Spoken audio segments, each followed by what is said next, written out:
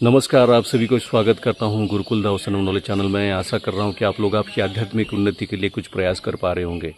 हमें अक्सर ये प्रश्न आते हैं ईमेल के माध्यम से या फिर कॉल मी फॉर आप या फिर कोई भी कमेंट्स करता है, तो मनोकामना पूर्ति के लिए सिद्धि कुंजिका स्तोत्र का पाठ जो है वो कैसे किया जाए। मैं आप सभी को एक गलतफहमी से निकालना चाहता हूं कि बहुत सारे लोग जो है ये सोच कर कार्य करते हैं कि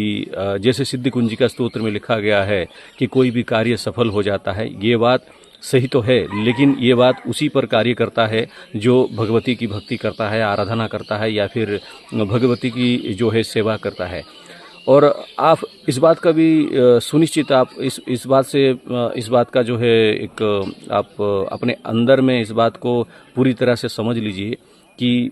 भगवती की कोई भी अगर भक्ति करता है, साधनाएं करता है, कुछ भी करता है, अगर वो अंतरात्मा से उसकी भक्ति भावना में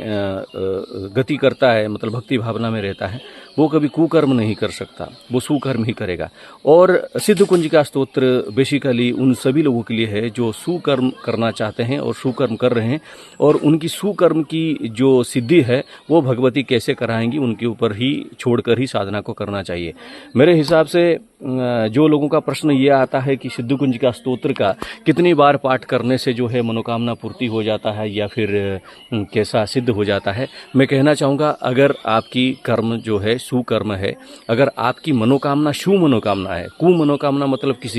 किसी को हानि पहुंचाने के लिए, किसी की गलत करने के लिए, किसी के साथ बुरा करने के लिए, अगर कोई भी आप मनोकामना लेकर सिद्ध कुंजिका स्तोत्र पाठ करते हैं तो उसका हानि इतना बड़ा होता है कि आप कल्पना नहीं कर सकते।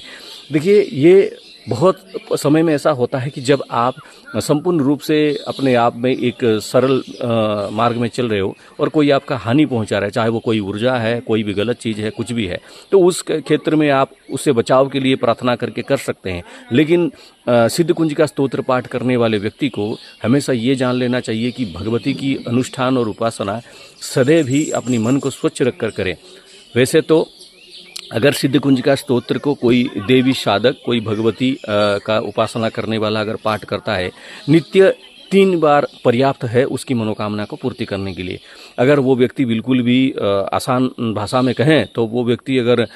साधारण रूप से वो ये नहीं जान पा रहा है कि सिद्ध कुंजिका स्तोत्र कैसे पाठ करूं, क्या करूं, तो उसके लिए मेरे बहुत सारे वीडियोज़ हैं, आप देख सकते हैं नेट में, यूट्यूब में भी आपको बहुत सारे उसकी जो डॉक्यूमेंट मिल जाएंगे कैसे आप पाठ करेंगे। सरल विधि है, मैं आने वाले समय में इसका एक वीडियो बनाऊंगा कैसे आप सरल विधि से पाठ करते हैं। लेकिन मनोकामना पूर्ति के लिए जो देवी साधक होते हैं, भक्ति मार्ग में चलते हैं, उनके लिए 3 पाठ नित्य 21 दिन तक या फिर 41 दिन में वो पर्याप्त है। उसी में ही ये जो है उसका मनोकामना पूर्ण होने का 90% चांस होता है। तो मैं आपको यही कहूँगा कि कोई भी गलतफहमी में ना रहकर सिद्ध कुंजिका स्तोत्र का पाठ करने के लिए जो है पूर्ण तो प्रयास करिए अगर आप अपना मनोकामना को पूर्ण करना चाहते हैं। साथ ही साथ ये बात भी सुनिश्चित करिए कि कैसे आपके जीवन में जो है सिद्ध कुंजिका स्तोत्र एक अच्छा